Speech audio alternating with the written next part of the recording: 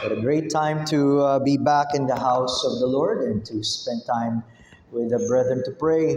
At naway samahan tayo ng Panginoon, of course, sa pag-aaral ng kanyang mga salita. So once again, it's a great time for us to be gathered to observe what we call as the Lord's table, or in some, the Lord's Supper. At kung iti-take natin seriously ang mga salita ng Panginoon in Luke 22:19, di ba sinasabi niya, "This is my body which is given for you. Do this in remembrance of me." So kung mahalaga sa atin ang mga salitang yon, then this is a good time for us to reflect on who our Lord Jesus Christ is at ano ba ang kanyang ginawa para sa atin. Now, as we go to our main passage in Matthew 27, makikita natin na napakaraming bagay na ganap sa tagpong ito. Pagkatapos planuin ng mga religious leaders and Jewish elders ang pagpatay sa Panginoong Hesus, dinala nila siya kay Pontius Pilate, who is a governor, at habang siya'y tinatanong or ine-interrogate, nagpakita ang Panginoon ng kababaang loob at tapang. And then of course, you know the scene when Pilate asked the people whom they would choose, the criminal Barabbas or Jesus, who is called the Christ. Maliwanag na maliwanag ang kanilang isinagot. Katuparan ng Isaiah 53:3, He was rejected and despised of men. The people shouted, "Let him be crucified." At yun ang naganap. So in our text this afternoon, makikita natin ang pagkilos ng Diyos sa buhay ng mga hindi mananampalataya, kung paano nilang nasaksihan ang iba't ibang mga kaganapan hanggang sa pagkapako ng Panginoong Hesukristo. Which should remind us, gaano kalaga kung sino o ano ang tinitingnan natin palagi. At gaano ba tayo kasensitibo sa mga nagaganap sa paligid natin at lalong-lalo na sa ating personal na buhay. Dahil baka maraming gustong ituro ang Panginoon sa atin. So we'll be going to our text in Matthew 27:54. If you're there in Matthew 27:54, it says, "So when the centurion and those with him who were guarding Jesus saw the earthquake and the things that had happened, they feared greatly, saying, 'Truly, this was the Son of God.'" Looking by faith on the Son of God. Ang pagtingin ng may pananampalataya sa anak ng Diyos. So let us pray. Almighty Father, how blessed we are, O Lord, to be in your house of prayer and worship. Maraming salamat dahil ginawa ninyo kaming kabahagi ng inyong bayan na tinubos. And it is our desire na ipaalala nyo sa amin, Panginoon, ang inyong kabutihan, ang inyong kadakilaan, ang kahalagahan ng inyong ginawa. At lalo kaming ma-amaze, Panginoon, sa inyo. Pakita nyo sa amin, Panginoon, ang inyong pagkilos kahit sa mga tao ng kapanahonang iyon. At sa pamamagitan nito, ay malaman din namin, Panginoon, ang inyong mensahe para sa amin even through this short time of study. Blessed be your name. In the wonderful name of the Lord Jesus Christ we pray. Amen. Truly, this was the Son of God. Amazing words, lalo na kung maisip natin ang galing ito sa bibig ng mga walang pagkakilala sa Diyos. First, a centurion who is supposed to be a general leading 100 soldiers, matagal na ang kanyang karanasan at marami na siyang nakitang mga pagpapapatay. In fact, very horrible deaths.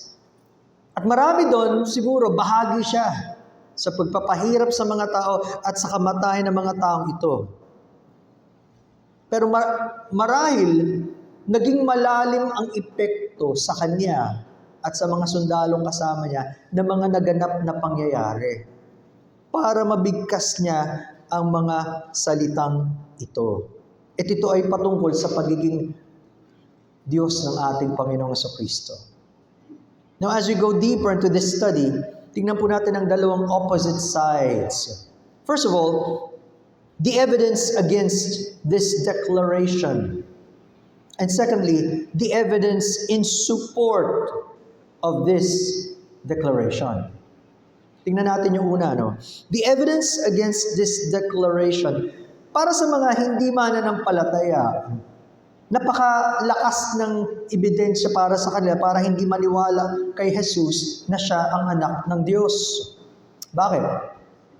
Una, ang bayan mismo ng Panginoong Jesucristo at ang mga religious leaders hindi naniwala sa Kanya.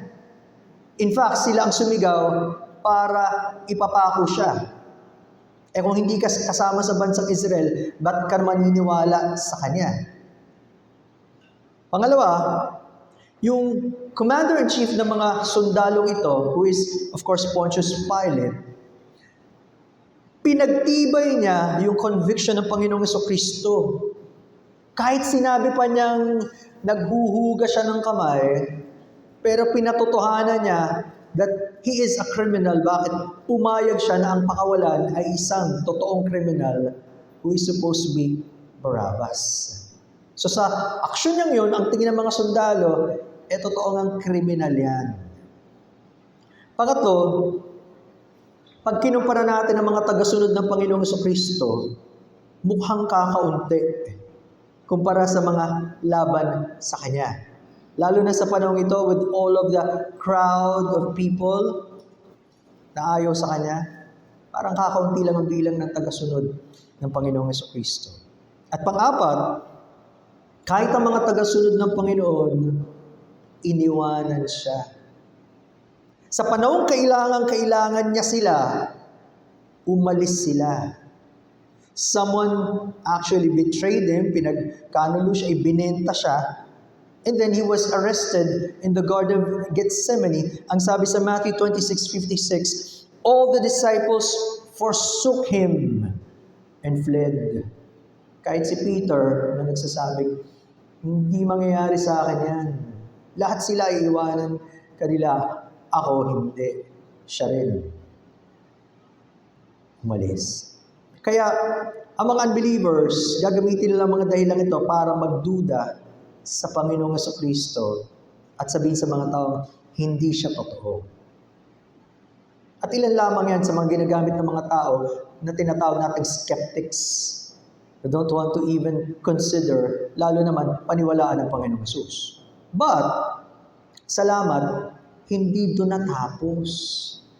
Di ba, salamat sa Diyos mismo na bagamat may ganong observation, hindi doon natapos. Yung pangalawa would be the evidence in support of this declaration. Bagamat sa tingin ng iba, marami at sapat na ang mga ebidensyang nabanggit o marahil magdadagdag pa sila para sabihin hindi totoo si Jesus, pero mas matibay ang mga katunayan para sabihin siya talaga ay Diyos o ang anak ng Diyos. Paano natin masasabi?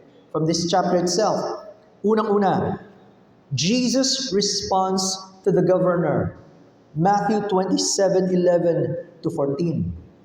Habang nakatayo ang Panginoon sa harapan ni Pilate, sabi dito, verse 14, now Jesus stood before the governor, and the governor asked him, saying, are you the king of the Jews?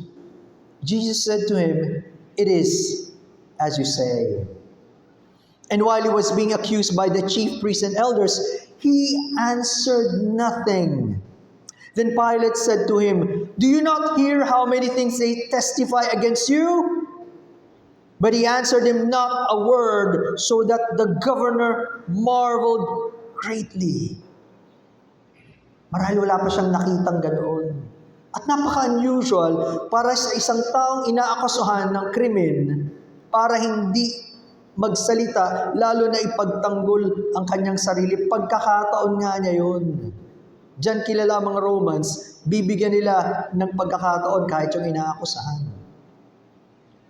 Pero alam naman natin, kahit sa mga panahon natin ngayon, Maraming mga tao susumpa sa Biblia para sabing, do you swear to tell the truth, nothing but the truth, so help you God? Yes. Susumpa sila. Harap-harapan. And then after that, magsisinungaling. At marami rin, kitang-kita na, lahat na ng ebidensya ando doon, di-deny pa rin. Pero hindi ang ating Panginoong Jesucristo. Makikita natin bakit kakaiba ang tugon ng Panginoon. Pangalawa, Jesus responds to the soldiers, Matthew 27:27-31. Then the soldiers of the governor took Jesus into the praetorium, ito yung headquarters ng governor, and gathered the whole garrison around him, and they stripped him and put a scarlet robe on him. When they had twisted a crown of thorns, they put it on his head and a reed in his right hand, and they bowed the knee before him and mocked him, saying, "Hail, King of the Jews!" Then they spat on him and took the reed and struck him on the head. Imagine ko gaano kasakit yun. And when they had mocked him, they took the robe off him, put his own clothes on him, and led him away to be crucified. Imagine the pain and the humiliation that the Lord suffered in the hands of wicked or evil men. Tiniis na lahat yun. But then with dignity, pinanindigan niya yun. Such torture and abuse na hindi natin kayang isipin. Paano pag tayo nando doon? Parang hindi natin kakayanin. Pero ang description sa Isaiah 53:7, isipin nyo, inihula na ito eh.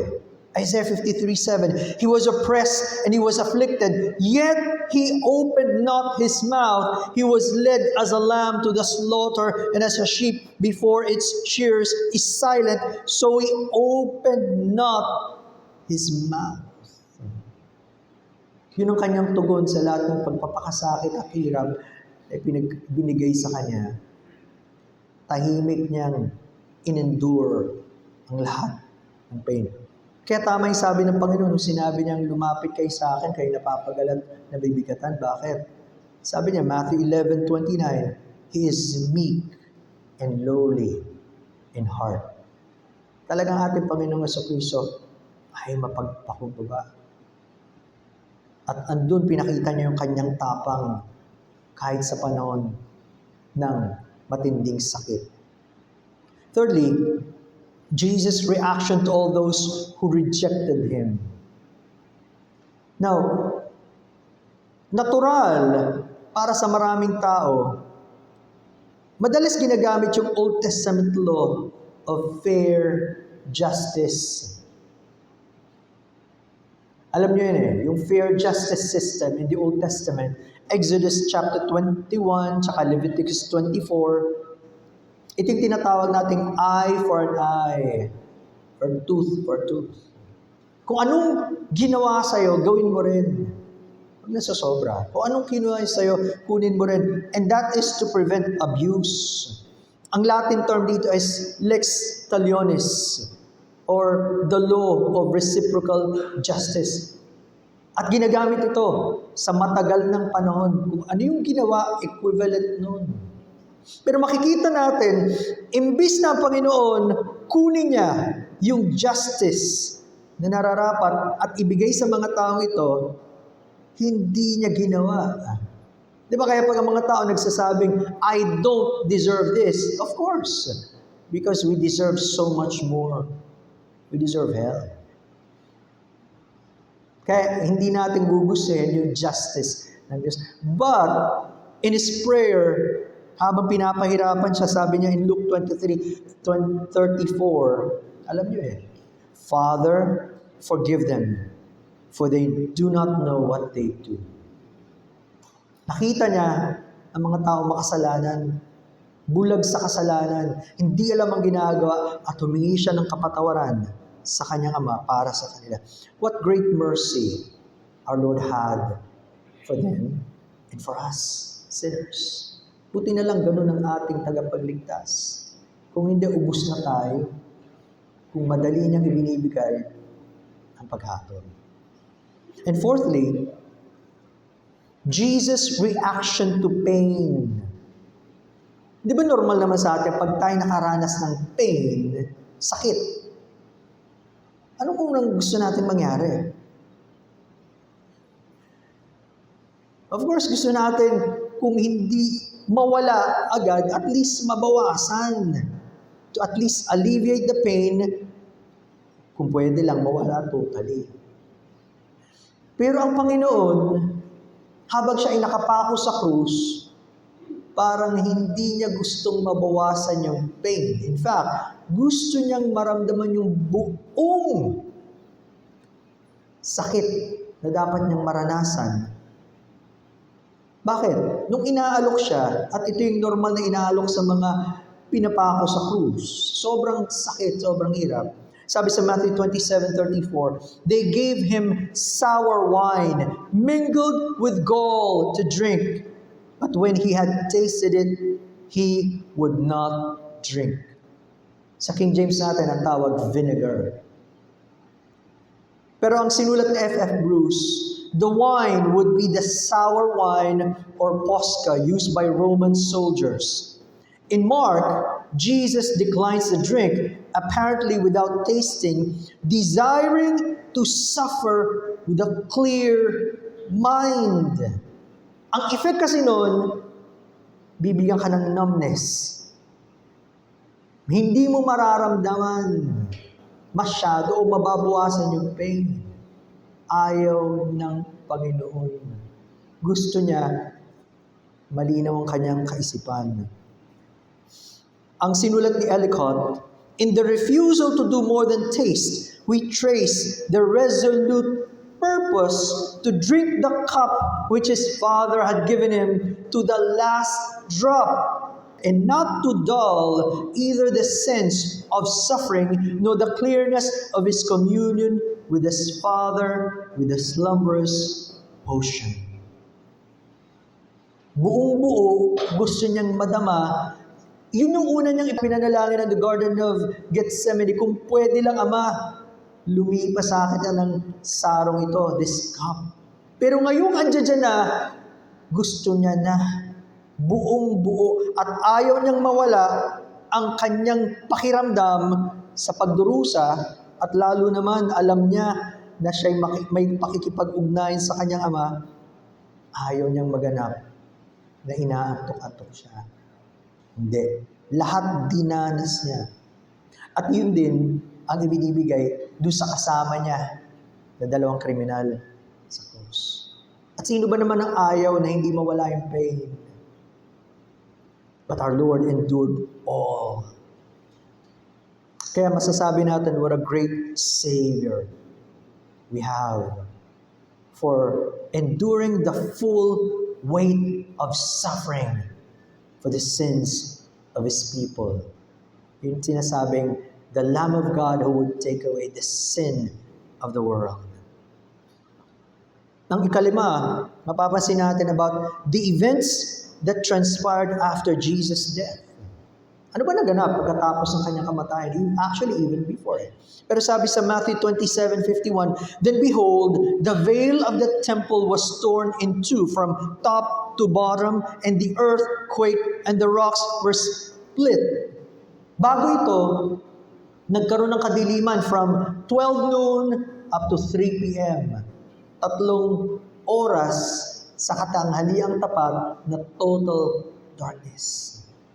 At pagkatapos nun, nagkaroon ng malakas na earthquake, at ang Diyos ay nangungusap sa pamamagitan ng kanyang creation, sa kanyang pagkagalit sa kasalanan ng tao, at kung ano ang ginawa ng tao sa kanyang anak. Ang Diyos yun. It was not just a simple earthquake. Hindi. Ang Diyos mismo ang gumawa nun, pati yung kadiliman. Pero very, very significant yung pagkakahati daw ng napakakapal na kurtina from top to bottom. Hindi sa ilalim pataas, hindi ginawa ng sino mang tao, pero mula sa taas, pababa. Sabi nga ni Spurgeon, kung nabutas lang yun, siguro may iilan ang pwedeng pumasok. Pero hindi totally nahati to show na bukas na ang daan patungo sa Diyos dahil sa Panginoong Hesukristo na ating tagapagligtas. Kaya hindi mo na kailangang lumapit sa kung sino pa man para ilapit ka niya sa Diyos. Ang Panginoong Hesukristo mismo ang pwede nating lapitan. Salamat sa kanyang ginawa. At alam nyo, very interesting, may mga nagsasabi, posible daw, na yun ang naging dahilan kaya may mga ilang priests na sumampalataya sa Panginoong Hesukristo. Nung nakita nila, bakit? Kung babasahin natin ng Acts 6:7, sabi doon, a great many of the priests were obedient to the faith. Habang dumadami ang sumasampalataya sa Panginoon, kasama doon yung mga priests. Marahil sila rin nagkaroon ng ganong pag-iisip. Oo nga, siya na nga yung hinihintay natin. And so, they believe. So, there was a dramatic change in the lives of these people. Especially the centurion and the soldiers. At yung tinignan nating verse, Matthew 27:54. So, when the centurion, tingnan nyo, lahat ng mga events na nangyari, pagkatapos nun, when the centurion and those with him who were guarding Jesus saw the earthquake and the things that had happened, they feared greatly, saying, truly this was the Son of God. Kitang-kita nila at ramdam na ramdam nila, hindi siya ordinaryong tao pagkatapos ng lahat ng naganap. And before, I used to believe it was only the centurion who was affected. Pero habang binabasa ko to, sabi doon, kasama niya ang mga soldiers. They feared greatly. Sino ba naman ang hindi matatakot sa lahat ng mga nangyari? At tama yung kanyang sinabi, yung kanilang sinabi. Ang mali lang doon, yung tense of the verb. Sabi niya, truly this was the Son of God. Para bang sinasabi niya, oo nga, sana nga, siya na nga yun, kaya lang patay na siya. Parang hindi na totoo. Hindi na siya yung anak ng Diyos. Pero alam natin, sa mga tinubos ng Panginoon, He is truly the Son of God. Hindi past tense, but the continuous present. I am, the great I am, the same yesterday, today, and forever. Now, may mga nagsasabi, nung binanggit ng centurion at ng mga soldiers ang mga salitang ito ay ayon sa kanilang pagkaalam sa Jewish custom, sa pagkakilala nila sa Kanya at yung mga naririnig nila. Remember, these were pagan soldiers. Sinulat nga ni Barnes, the centurion was a pagan and had probably no very distinct notions of the phrase, the Son of God. Perhaps understanding by it only that he was like the pagan heroes who had been deified. But he certainly regarded these wonders as proof that he was what he professed to be. Pwedeng sinasabi niya to kasi ang kaisipan niya, kakaibang tao siya. Pero not necessarily, alam niya yung concept ng totoong pagiging anak ng Diyos. In the original, it is a son of a God. An expression perfectly suitable to a polytheist who believed in the existence of many gods. At napaka-posible niyan kasi sa Mark 15:39, pag kinumpare natin, ang sabi nila, this man was the Son of God. Tao pa rin siya, pero marahil, kakaibang tao. Higit sa ordinaryong tao. So maaaring nagkaroon siya ng mataas na pagtingin, but not necessarily kinilala niya ang Panginoon bilang totoong Diyos. In fact, binabanggit ni John Gill yung salitang, they feared greatly. Sabi niya, it is not with a true godly fear, but with a fear of punishment, lest divine vengeance should light on them. Again, sa mga sunod-sunod na mga nangyari, natakot sila. na pwede silang parusahan ng Diyos.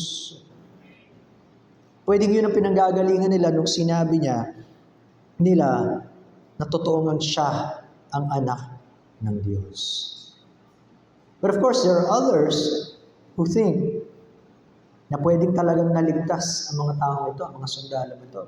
Sabi ni John Trapp, there are those that think that these soldiers are Savior's executioners were truly converted by the miracles they had seen, according to what Christ had prayed for them.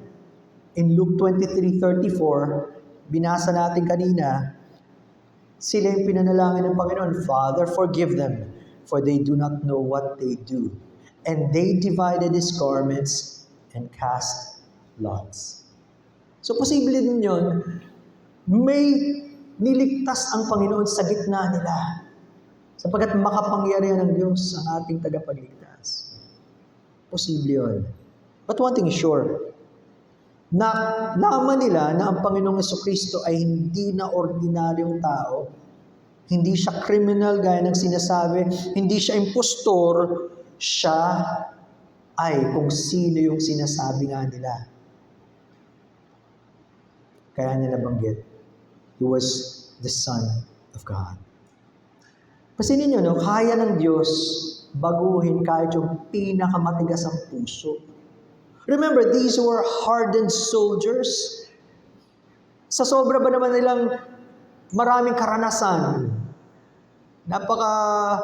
Halos bihirang kinatatakutan ng mga sundalong ito eh.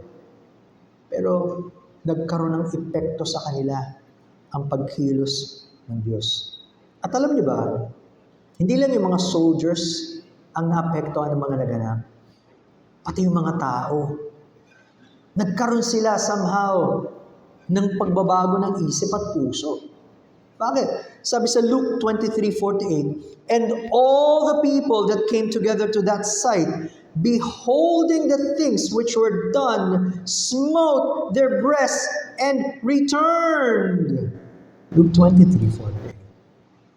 Lahat ng mga tao, meron din silang nasaksihan, hindi lang yung mga soldiers, at kinakabog nila, dibdib nila. Nalungkot sila sa nangyari. Somehow, merong kaunti na panghihinayang o yung tinatawag nating remorse. Alam nila kasama sila sa dahilan bakit siya napako at alam nila sila rin ang nagsabing ipako siya. Kaya naramdaman nila yung somehow guilt. Sinulat ni James McKnight, some could not forgive themselves for neglecting to accept his life when the governor offered to release him. Others were stung with remorse for having an active hand both in his death and in the insults that were offered to him. Others felt the deepest grief at the thought of his lot, which was undeservedly severe. And these various passions appeared in their countenances, for they came away from the cruel execution pensive and silent, with downcast eyes and hearts ready to burst, or groaning deeply within themselves, they wept, smote their breasts, and wailed greatly. Even the people were affected at that time. Pero ang tanong, gaano karami sa kanila yung totoong tumawag sa Panginoon, nagsisi at naligtas? Alam niyo na, di ba? Napakadaling masway ng tao from one emotion to the other, and then pagkatapos ng pangyayari, nakalimutan na. Maraming ganon. That's also possible. Pero may naganap din sa mga taong ito. Expected yun, bakit? Kasi hindi ordinaryo ang naganap sa araw na yun. Kung sa-summarize natin sa tatlong bahagi, first of all, it was no ordinary execution. Hindi ito katulad ng lahat ng ginagawa nila sa nakaraan na basta nagpapapako, nagpapapatay ng kung sino lang. Ang ipinako nila, ang lumikha ng sanglibutan, ang Diyos mismo na nagkatawang tao ang tagapagligtas. Kaya hindi ordinaryong pagkakataon ito. Pangalawa, it was no ordinary power that they experienced. Sabi nga natin, sa pinakita ng Diyos, sa mga naganap, yung kanyang kapangyarihan, yung kanyang galit sa kasalanan ng tao, at yung kanyang damdamin para sa kanyang anak. Pinaramdam ng Diyos.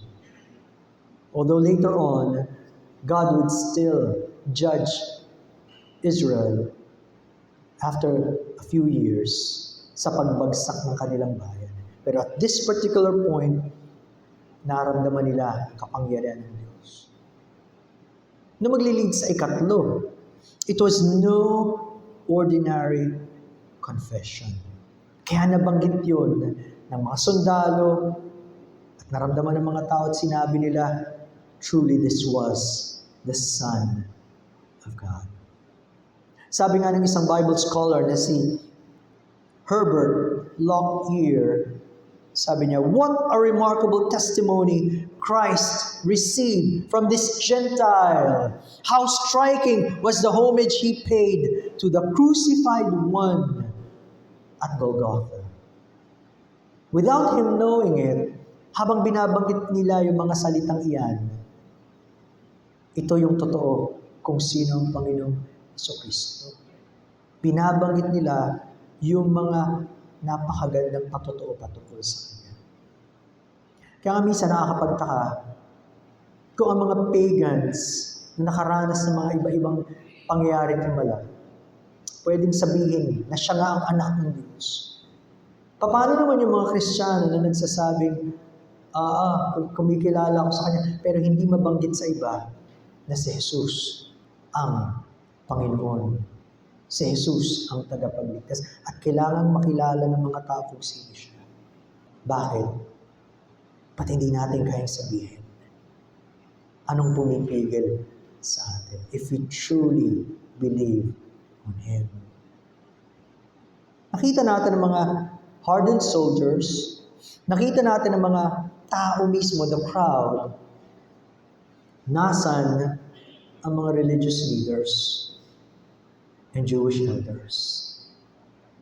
Sa lahat ng mga nangyari, apektado silang lahat maliban sa mga Jewish leaders and elders. Sa sobrang galit nila sa Panginoon, sa sobrang pagmamatigas ng kanilang puso at isip, hindi nila nakita ng malinaw ang mga nangyayari na may kinalaman sa Panginoong Jesucristo. Nabulag na sila sa kanilang mga maling kaisipan. They seem to be unaffected. In fact, hindi sila pwedeng walang naganap Lalong tumigas ang puso nila. Lumayo sila sa tanging tagapagligtas. Paano natin nalaman?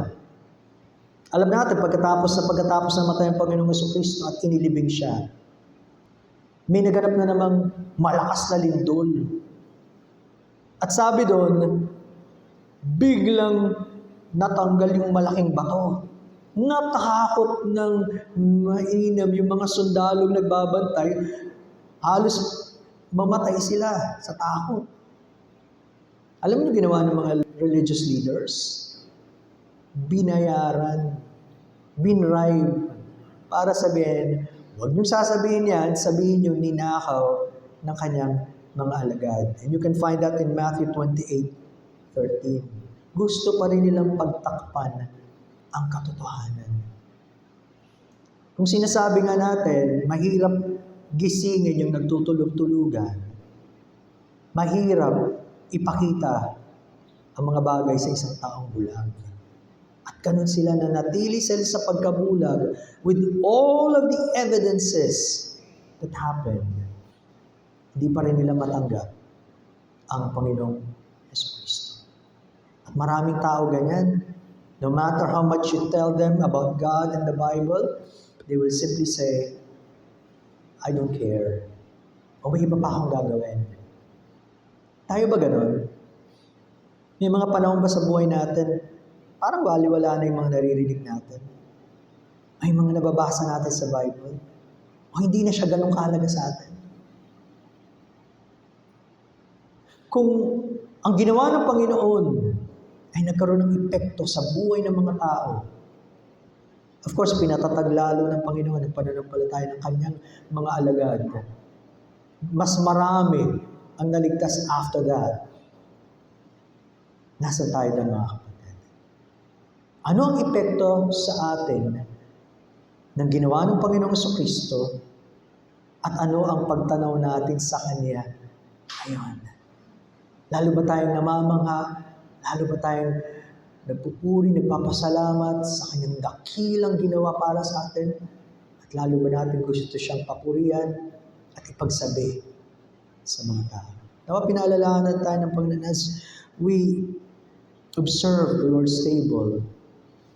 Nawa, lalo tayong katagpuin ng Panginoon at maging magandang panahon para alalahanin natin siya.